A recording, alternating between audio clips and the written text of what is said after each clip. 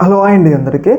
దాదాపు 20 రోజుల తర్వాత ప్రవీణ్ పగడాల గారి కేసులో పోలీసులు పూర్తి ఇన్వెస్టిగేషన్ చేసి ఐజీ గారు ప్రెస్ మీట్ అయితే నిర్వహించడం జరిగింది. ఈ ప్రెస్ మీట్ నిర్వహించిన సందర్భంగా ఐజీ గారు కొన్ని సంచలనమైన విషయాలు అయితే చెప్పడం జరిగింది.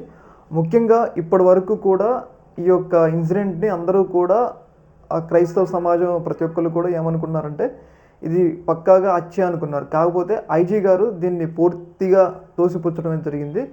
ఇది హత్య అనటానికి ఎలాంటి ఆధారాలు లేవు. మేము పూర్తి ఇన్వెస్టిగేషన్లో మాకు తేలింది ఏంటి అంటే ఇది హత్య కాదు. అలాగే పోస్ట్మార్టం రిపోర్ట్లు, ఫోరెన్సిక్ రిపోర్ట్లు కూడా ఎలాంటి అనుమానాస్పదంగా గాయాలు కానీ ఎలాంటి అనుమానాస్పద రీతిలో దెబ్బలు కానీ ఆయనకి తగలలేదు. ఇది ఒక రకంగా ఇది యాక్సిడెంట్ కిందకే వస్తుంది అని చెప్పేసి ఐజీ గారు ఒక సంచలన ప్రెస్ మీట్ అయితే పెట్టడం జరిగింది. దాదాపు 20 రోజుల తర్వాత ఈ పోస్ట్ మార్టం రిపోర్టులతో ఆయన ప్రెస్ మీట్ అయితే నిర్వహించడం జరిగింది. ముఖ్యంగా ఈ కేసుకు సంబంధించి ఆయనతో ఆ రోజు ఎవరెవరు కాంటాక్ట్ అయ్యారు, ఆయన హైదరాబాద్ నుంచో బయలుదేరిన రోజు ఎక్కడెక్కడ పేమెంట్లు తీసుకున్నారు, ఎక్కడెక్కడ యూపీఐ పేమెంట్లు చేశారు, ఎక్కడ పెట్రోల్ కొట్టించుకున్నారు, వీటన్నిటి విషయాలను కూడా పూర్తి ఆధారాలతో అంటే ఇప్పటివరకు కూడా అందరూ నోటి మాట ద్వారా చెప్పారు. కాకపోతే ఐజీ గారు పూర్తి ఆధారాలతో పోస్ట్ మార్టం రిపోర్ట్తో సహా ఇది ఒక రకంగా హత్య కాదు, ఇది ఒక రకంగా హత్య కాదు, ఇది ఒక రకంగా యాక్సిడెంట్ అని చెప్పేసి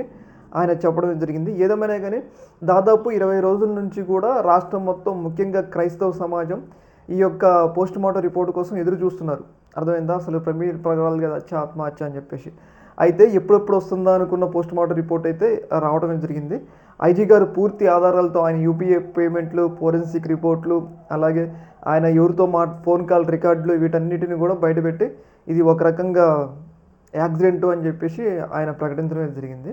ఒక రకంగా ఈ కేసులో ఇంకా ఫర్దర్గా ఏమైనా అనుమానాలు ఉంటే ఆధారాలు సమర్పించండి అని చెప్పేసి ఐజీ గారు కూడా ప్రెస్ మీట్ నిర్వహించిన సందర్భంగా చెప్పడం జరిగింది.